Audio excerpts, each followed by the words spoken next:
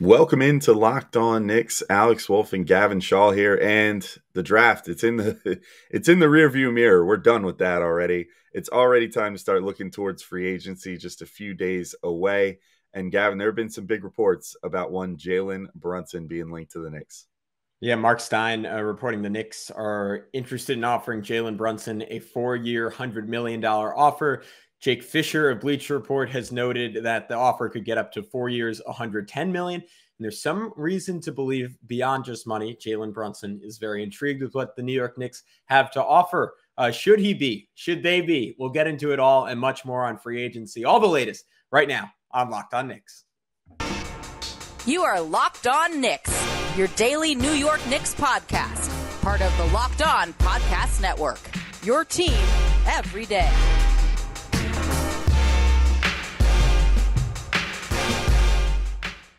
All right, welcome in to Locked On Knicks. Today's episode is brought to you by BetOnline. BetOnline has you covered this season with more props, odds, and lines than ever before. BetOnline, where the game starts. And we want to thank you guys for making Locked On Knicks your first listen today and every day, whether you're checking us out on your favorite podcast app or you're checking us out on YouTube, where you can see our beautiful smiling faces every day, greeting you that way, and maybe engage in the comment section. It's been a pretty rowdy time down there lately. Especially on Kai Soto videos, right? Yeah, that one definitely was pretty spicy. So there's a lot going on in the comment section right now. But I am Alex Wolfe. I'm editor-in-chief of Knicks site, The Strickland, which you can find at thestrick.land. He is Gavin Schall, your favorite play-by-play broadcaster's favorite play-by-play broadcaster. And Gavin, I'll throw it to you to introduce this news. We've got some interesting quotes here from Mark Stein and others about the Knicks' pursuit of Jalen Brunson to get into. Yes, I'll just read it straight through. Sources say that New York's ability during Thursday night's draft to unload Kemba Walker's salary, coupled with a growing belief that it could shed further salary, has established the Knicks as a very credible threat for Brunson. One source close to the process described the threat as very, very, very real. That was 3 varies if you weren't counting. According to Stein, New York's 4-year offer is expected to be in the $100 million range. Stein added that when the season ended, the Mavs thought that the deal, or that Brunson could be retained for a deal closer to 85 to 88 million in total value. Beyond just the money, Stein notes a growing belief amongst some close to the situation that Brunson is enticed by the opportunity to become New York's unquestioned lead guard on top of strong family ties, and that he covets a new challenge and broadened responsibility with the Knicks. Beyond that, Jake Fisher noted on the latest episode of his podcast that the Knicks were looking at an offer somewhere in the range of 4 years, $100 million, but that there were people around the NBA that thought the offer could get to 4 years, $110 million. Of course, Alex, those offers are contingent on the Knicks' ability to continue to offload salary. You trade someone like Nerlens Noel, you get that closer to 110 million. You trade someone like Alec Burks, it's a bit closer to 100. You have some combination of those guys. Maybe you sign and trade. I don't know. This is something Jonathan Macri put out there today, Julius Randle, but certainly interesting. What were your thoughts on those reports, both in terms of it, I guess, passing the smell test for you, and also how you're starting to feel about an increasingly realistic possibility that Jalen Brunson could become a Knick, when it seemed like most intel before the draft was leaning more and more towards him staying with the Mavericks? Yeah, I think, I feel pretty good about them getting him at this point. Like, honestly, with BetOnline as the title sponsor, if there's odds out there to take Brunson to the Knicks, I'd probably do that right now, because it's starting to feel more and more like a certainty to me, unless something crazy happens between now and nighttime on the 30th, on Thursday. So I feel good about it. I know we've talked about Brunson quite a bit, dating all the way back to, my gosh, like even during the season we were talking like Lauren Gunn from Mavs Moneyball about it, and getting a gauge for Jalen Brunson and what type of player he is and whatever. And obviously the playoffs really helped him. I think that playoff run probably made him about another $20 million, if we're being honest. And that's where, the Knicks needing to clear this more cap space to get him is coming from, because, the Mavs would probably have signed him for a lower figure, and maybe the Knicks wouldn't have been willing to, go out of their way to clear all this cap space had he not had as good of a postseason as he did. But obviously he was such a standout in the games that Luka had to miss, and even the games that Luka was playing, he was still playing fantastic. So fit wise, I'm feeling pretty good about it. I'm still, I don't know. I think the thing that worries me a bit is what this means for Immanuel Quickley going forward, because I know that you and I are both pretty sold on Quickley, and so are many people, in Knicks fandom and the Knicks content sphere, and want to see Quickley have that opportunity to finally be the guy, be the point guard, and not just kind of keeping shoehorned into this like limited minutes bench guard, not even quite sixth man role that he's been in for his first 2 years, other than the spot starts here and there. So it's mixed feelings, but I really like the idea of bringing Brunson on. The contract does not scare me that much if it's like 4 for 100, particularly if maybe they work out some sort of deal where they front load it rather than back load it, where he makes more money in the early stages of the contract and it gradually decreases rather than, the other way around, which a little more rare with NBA contracts, but it does happen like somewhat often. I wouldn't Julius say Randle, that good example. Yeah. Julius Randle has had that on his deal and others. So, I think that it's all in all something that I'm just sort of, I don't want to say coming to grips with, but getting used to the idea of Brunson in a Knicks uniform. How the rest of the roster fills out is going to be more intriguing to me. Like if that Julius for Brunson sign and trade comes to pass and the Knicks can then save all the assets that they would have had to use to attach to like Nerlens Noel and whoever else to clear that cap space, I think that's really palatable. I think that sort of takes care of something that seems sort of like a problem, and probably is a one of the, destinations that Julius Randle would feel really good about going to, considering it's his hometown. And, he was literally at the Mavericks game with Knicks brass, like during this postseason. So, maybe that's an option that could work well for both parties, where the Mavs say, all right, well, we're losing Brunson, but at least we're getting back a guy that made All NBA, 2 seasons ago, even if he had a pretty beleaguered 21-22 season. So I'm intrigued to see how it's all going to work out and how the roster is going to take shape. But all in all, I'm getting used to the idea of Brunson on the team. And I think my only real worry is just the IQ situation at this moment. Yeah, I'll say real quickly, just look, Julius Randle's contract is actually ascending, but that is a Brock Aller special in that I think essentially everyone they re-signed last season, other than Randle, has their contract going down. So I think that's very feasible. Alex, this is something that I don't want to dive too deep into just yet, but maybe a little tease for everyone.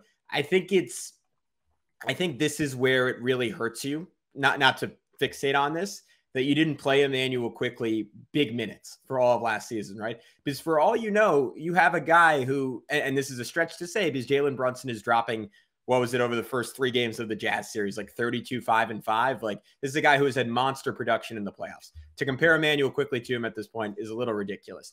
But given Quickley's production down the stretch, given some of the underlying analytics about how much better when Quickley is on the floor, you almost wonder if you had played Quickley a full season, if you'd look at these two guys and say, though how they get it done is very different in terms of their scoring packages, maybe not dramatically different in terms of their impact ultimately. And then maybe you're looking at a scenario where you're like, I don't know if I want to give Jalen Brunson that kind of money. But whenever you sign one of these contracts, I think the rationale and how you feel about it ultimately comes down to, can you get off the deal? So I want to talk about that. I want to talk a little bit more about him versus Immanuel Quickley. But before we do all that, Alex, you mentioned them, so I got to shout him out again. BetOnline.net is your #1 source for all your betting needs and sports info. You can find all the latest sports developments, league reviews, and news, including this year's NHL playoffs and Major League Baseball odds. BetOnline is your continued source for all your sports wagering information, including live betting, esports, and scores. And BetOnline.net remains the best spot for all your sports scores, podcasts, and news this season. And on top of all that, they also have these niche NBA odds that you can find, including the next team. This is going to make everyone happy. For Kevin Durant and Kyrie Irving, if not the Nets, The Knicks, actually, Alex, are pretty high on both. They have 11 or 6-1 odds for Kevin Durant, which I don't see happening, and 4-1 odds for Kyrie Irving, a little bit more feasible. You want to throw some money that way? I'm kind of intrigued. Oklahoma City, 8-1 odds for Kevin Durant. I think that would be a pretty cool story, and BetOnline is the place to go for all of that. So head to the website today or use your mobile device to learn more about the trends in action. BetOnline, where the game starts. But Alex, to your point, as this all becomes a little bit more real, right? And we're sitting here and we're like, oh, we're actually going to give Jalen Brunson that money. It's sort of like the situation. I don't know if you had this when you were in high school, but maybe classic high school movie trope, right? Guy gets his dream girl, and then all of a sudden he's with her, and he's like, oh, wait, you know what? All my problems were solved overnight. And I know it's a stretch to say Jalen Brunson is the quote unquote dream girl for the New York Knicks, right? That's more of Kevin Durant 2 years ago, or LeBron James back in the aughts. That being said, this is the guy we've been pursuing all year. This is the guy we've been talking about on the podcast all year. I know you said the contract doesn't scare you at all, but I guess does the asset allocation worry you at all? The fact that they're going to they already moved off a first round pick as part of this transaction. They're potentially going to have to move off another pick if they want to trade someone like Nerlens Noel. They'll potentially have to move off Cam Reddish, who's almost like a first-round pick, in that they had to trade a first-round pick to get him. And I don't know if you're like me, you still think he's a guy with some potential. Does all that worry you when there might be an in-house option in Immanuel Quickley, who, if he was actually given the reins and allowed to play under the same circumstances Jalen Brunson has the last 2 years, is maybe a pretty similar player? Again, no guarantee on that, but maybe. Yeah, it does worry me a little bit. I mean, so as far as the actual Brunson contract, I feel like he'll live up to it, or should at least, not be like a massive negative or anything. Maybe if it is a descending contract, people look at him for the first year or two and think, okay, this guy's a little overpaid. And by the end of it, when he's really hitting his prime, you say, okay, never mind. He's accurately paid, for what he's doing on the floor right now, with basically being like not a superstar, but certainly not just a dude. As far as the assets though, yeah, I'm with you. Like, I think what's going to be really discouraging to me is if the Knicks need to include even one of those protected first round picks that they just got back to clear the space to sign Brunson. Then all of a sudden you're looking at it in the total aggregate and you're like, all right, well, this is a lottery pick and 4 second-round picks and a protected, first-round pick to just clear the space to sign this guy. And that's where you're starting to think, like, all right, what could that package in a vacuum have gotten you? Like, combined with maybe 1 or 2 players, like, could that have gotten you something better than Jalen Brunson? Like, why are you spending this much just to clear the space? And is he going to be enough of an answer that you can comfortably say, like, it was worth it to spend all these assets to create that space because Brunson is that good? I don't know if that's the case or not. I will say, I think there's a very real case that we're seeing sort of I think we've said this before in regards to him, like sort of a Fred VanVleet trajectory with him where, he's gone from, he's a little undersized on the surface, but plays good defense, like, can do a little bit of everything. You play on ball, off ball, whatever. In those ways, they're actually quite similar. Although Brunson is a way better, player getting to the inside and probably less good of a shooter than FVV overall. But like similar career trajectories in that way. And, so I think there's a real chance that we're seeing that sort of, upward swing for Brunson here where like, okay, now he's had that like standout playoff run.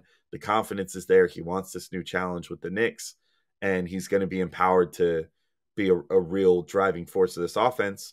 But with great power comes great responsibility. In that case, you're going to have to, be able to keep your production levels up and your efficiency levels up while being more of a focal point if you're Brunson on the Knicks now. And so there's also a risk that doesn't work out. And so again, this isn't, as you said, a dream girl scenario where you're getting like Kevin Durant or something where it's pretty much a guarantee that you're going to get the best possible outcome with this player. And you're going to have, although that wouldn't have even been the case in 2019, but I digress. Like, you're betting on someone having increased production and being more than what they've been to this point in their career, or at least betting on a singular postseason and saying, we think that this is who Jalen Brunson is now, and we're going to bet on that. And that's why he's worth this money and why he's worth using all these assets to get off of money to go get him. It's definitely a risky transaction, and I hope the Knicks aren't treating it too lightly in terms of the asset use to be able to clear up this space for him. Yeah. So, and here are my concerns about Brunson as a player. Are we sure that Dallas wasn't the absolute perfect environment for him? Getting to play off Luka Doncic, who I think at this point, given LeBron James's like aging trajectory, you can argue has the single most, well, Steph Curry. Okay. Maybe so second most gravitational pull of any player in the NBA, in that a whole defense has to be locked in on this dude 24. I mean, the guy, he's a one-man battering ram, right? He's a one-man elite offense. And to that point, the Dallas Mavericks have built the roster around Doncic to accentuate his abilities and make things as easy as possible offensively, right? That team is loaded with great shooters. Dorian Finney-Smith, 40+%, Davis Bertans, whatever else you want to say about him. I mean, he was back to his elite shooting ways in Dallas. Kristaps Porzingis, obviously not our favorite, but as far as centers go, pretty good shooter. On and on and on. The spaces that Doncic provides off the ball. All that is to say, all those factors that help Doncic be one of the best scorers in the league maybe have artificially inflated Brunson's efficiency to some extent. And this was a point made by a Twitter user and friend of the show, Ace Zulo, who everyone should go follow because he's a lot of good draft stuff and a lot of good just player analysis stuff. But he was making the point that a lot of you watch Brunson's offense and it's very meticulous and time consuming to some extent, almost in a way like a more efficient Julius Randle, where he's making a move, then a counter move, then a second counter move, then a third counter move. And then right when you think he's done, he's then taking like a pump fake and then another 2 steps to get to the rim. And his craft is so high, his skill level is so high. I would argue like maybe one of the 20 to 30 most skilled basketball players on the planet offensively. Like he is that deep of a bag. But that stuff works better when you have shooters that you need to stay attached to. And not that the Knicks are going to have terrible shooting around him by any means. Like they can throw, hopefully Obi Toppin's improved in that capacity. Obviously Quentin Grimes is going to play. I think despite our concerns, like he will play a decent amount, at least with Immanuel Quickley. But that being said, it won't be what he had in Dallas. He's always going to have a center around the rim. While in Dallas, they made it their mission to rarely have a center around the rim, playing someone like Maxi Kleber at the 5, a pretty good amount, or Dwight Powell, who can at least provide a modicum of spacing. All that is to say, Alex, I don't know if he's going to have the same ecosystem to thrive that he will on the Mavericks. And look, he's going to become a better player on the Knicks, right? He's still 26 years old. The guy is a absurdly hard worker. He's smart. He's sharp. Obviously, the Knicks player development has been really, really good. So maybe there's some tricks to the trade that he didn't quite pick up in Dallas that he could pick up in New York. But things are going to in turn be proportionately more difficult. And I think if you're throwing him 4 years, 100 million, 4 years, 110 million, given the depth at the point guard position in the NBA, and given that, I don't know, I think you have a pretty good in-house option in Immanuel Quickley, I think the burden would be on Brunson to be a better player by the middle of that contract or the end of that contract than he is now. And I'm not sure that's going to be the case. Yeah, I'm not positive either. It's certainly a lot of money to be throwing around. But if you want to not throw a lot of money around and fix your car, you need to check out rockauto.com. And this episode is brought to you by rockauto.com. With the ever-increasing numbers of makes and models, it's impossible for your local chain auto parts store to stock all the parts you need. Why would you want to go in there and deal with all their annoying questioning that just never seems to end? And you come in, you know what parts you need, and then they ask you a billion questions you don't know the answer to, and then quote you a part that makes your eyes bug out of your head when you see the price, because they're quoting you the part that they sell from their warehouse, probably the most expensive brand that they have because they want to make the most commission. It's just not a great situation for a buyer. On top of the fact that they never have it in the store. You always have to get it shipped to the store and then go pick it up there. It's just overall a hassle. And honestly, not worth dealing with when rockauto.com exists. You can save time and money when you use Rock Auto. Why would you want to spend 30%, 50%, or even 100% more for the same parts from a chain store or a car dealership?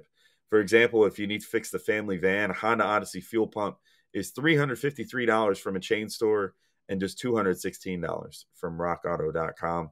On top of it, Rock Auto is a family business. They've been serving do-it-yourselfers for over 20 years.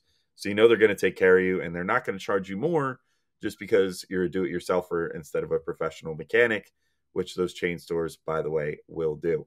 So go to rockauto.com right now, and you can see all the parts available for your car or truck. And if you decide to pick something up, right, Locked On in their How Did You Hear About Us box so they know we sent you. Amazing selection, reliably low prices, all the parts your car will ever need. rockauto.com.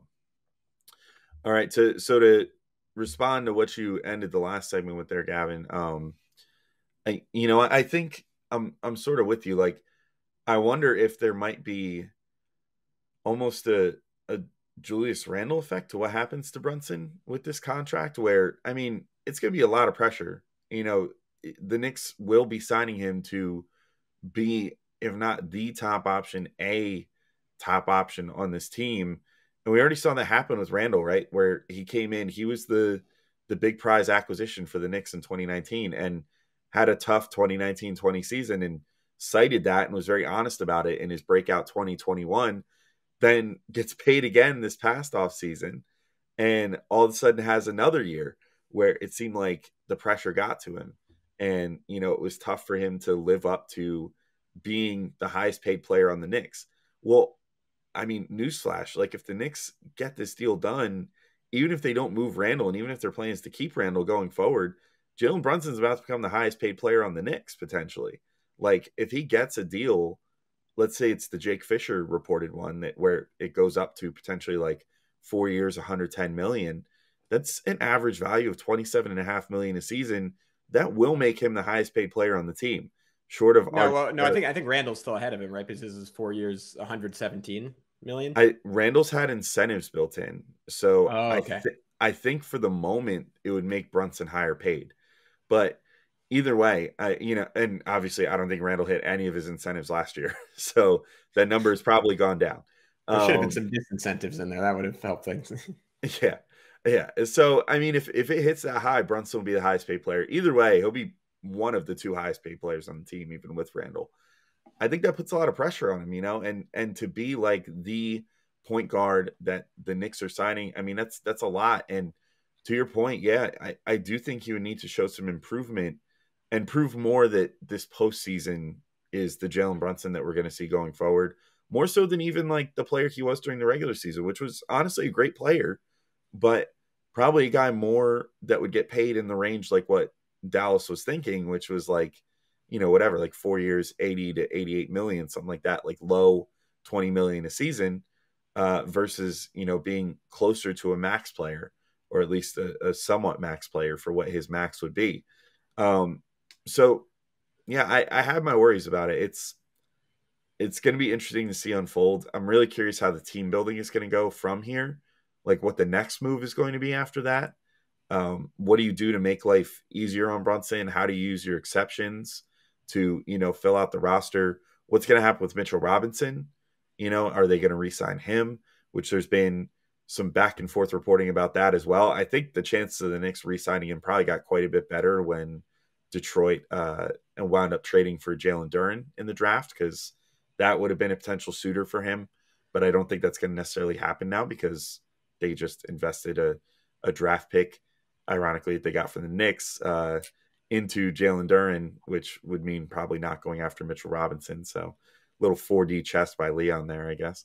But yeah, I kind of wonder then, so is your move basically just going to be sign Brunson, re-sign Mitch, and then more or less run it back with Brunson on the roster? And how much better does that make the team than last year? And, how sure are we that Brunson is going to be, like you said, a huge upgrade over Immanuel Quickley to the point where it justifies using all these assets and cap space just to create the space for him?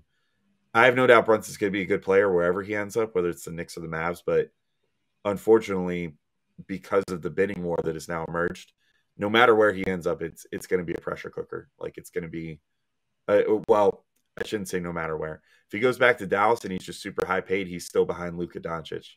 And, his role is pretty well defined. If he ends up on the Knicks, though, I think things start to get a little more complicated with him going forward. Yeah, I mean, I think I'm always a little torn on these things, right? Because he represents look, there's even if Quickley hits our highest expectations, I'd be shocked. I'd be stunned if he was a better player than Jalen Brunson next season.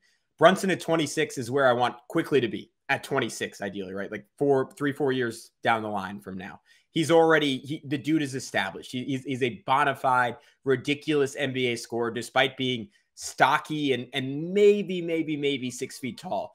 He toasts dudes. And what is it, like 37% from three? I think he's 99th percentile in the NBA at finishing around the rim. Not the defender that Quickley is, but a talented passer who can like sling backdoor cuts with either hand.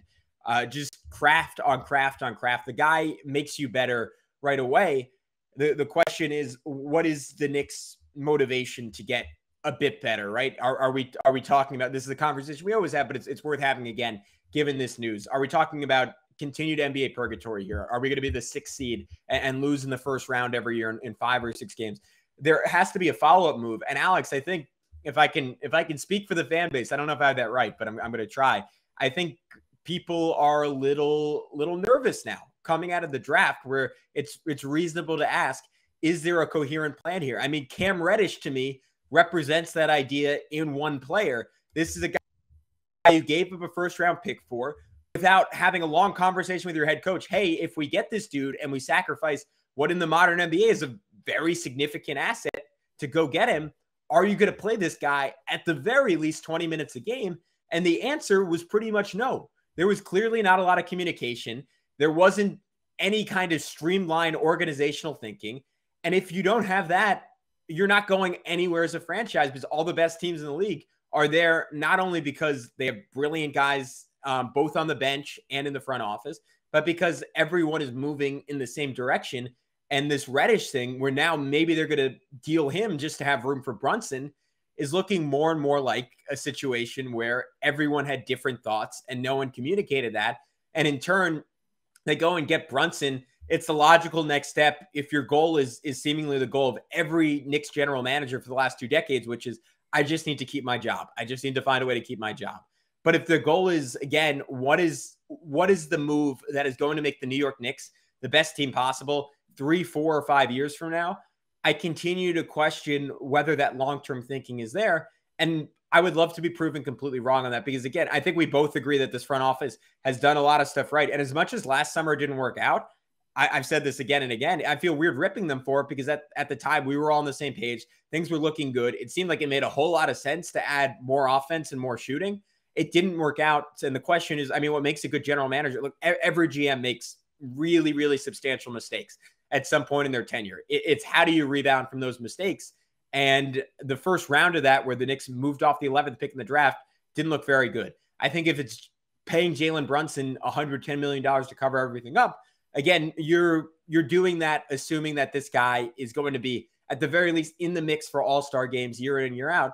He might be that dude. I don't know if he's that dude outside of Dallas. And that's where I'm worried. And I'm worried about, does he make you really, really good? Like, do you have a second move that makes you really, really good? Or are you just trying to be kind of what the Knicks were in 2021?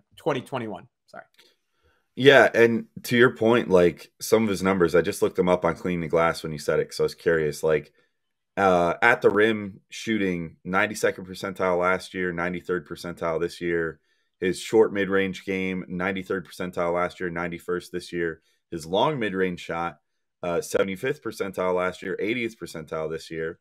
All mid-range, he's at about 90th percentile for the last 2 years. Like, that's great stuff. He also, I mean, this is pertinent as well, 95th percentile and 90th percentile the last 2 years in corner three, shooting almost 50% on those, which is crazy.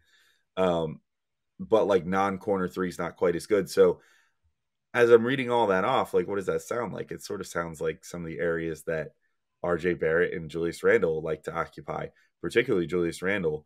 And then getting to the rim, you're consistently, going to have a Mitchell Robinson there, to your point too, which, or let's even say if it's not Mitch, God forbid, Nerlens Noel or something, or Jericho Sims, who's not much of a threat outside of lobs. So it is a little worrisome, that he might come here and have some of his best skills neutralized, and that's a scary concept, if you're looking to invest that much in him. And to your point too, I think that the big test is just going to be at the front office shows that they're committed to building something cohesive here, and learning from the mistakes of last year, which I will also say, I mean, I was effusive in my praise of them last year, and I think they did a good job still, to this day. I think they had the right idea. I think, unfortunately, in many ways, Tibbs kind of screwed them this year. Like, not realizing 10 games in that Kemba Walker was completely cooked and benching him the rest of the year no matter what, or like, getting starry-eyed over the games that he had when, the rest of the Knicks had COVID, and then, giving him another 20 games after that sort of thing, even when he clearly was still not up to snuff. Like, it's those sort of things that sort of damned this season this year. But like Evan Fournier, I've said a million times, actually played up to his contract. And I still, I think once Tibbs stopped trying to use him like Reggie Bullock, we really started to see the player that he can be, when he's empowered to be more than just like a spot up shooter. And so like, he was really good. The drafting has still been great, which is what, again, was part of what made the trading out of pick 11 kind of frustrating, because the Knicks really haven't had a bad draft yet, in the Leon Rose era. So it was, you were hoping to see something like that. Now all the eggs are in the basket of Jalen Brunson and what he can do. And if the team context does not set him up perfectly, things could potentially not look great with that contract, because if you don't have a cohesive vision, if you're not building a team that's going to fit around this new guy that you want to, be a focal point of the team, then you might run into the same thing as last year, where it's just sort of trying to, put a square peg in a round hole for a while, until ultimately you realize, oh, well, so we got to shed some more of these guys that we just signed or drafted or whatever, because this just isn't going to work as constructed. So big test for Leon, big test for the front office. Intrigued to see how things go, and I wouldn't be surprised if we know fairly shortly after free agency starts, like, just what kind of team this front office is trying to build. Yeah, and I'll be super excited to watch Jalen Brunson game one, the same way I was with Kemba Walker last year. And I don't want anyone to mistake that as a comparison. Jalen Brunson, he's going to come in and he's going to be a good player for the Knicks. What we're questioning here is the value and what the follow-up move is ultimately going to be. But hey, that's it for this conversation. But keep it with Locked On Knicks. I'm sure we'll have some great guests and a lot more fascinating free agent conversations. There's a lot more to explore, including getting into some specifics on what we think those follow-up moves could be, and whether the Knicks could make a big swing outside of Jalen Brunson, or maybe on a player other than Jalen Brunson. So all that is to follow later in the week. But for now, he's Alex. I'm Gavin. Be good. Enjoy your week. Peace out. We'll talk to you soon.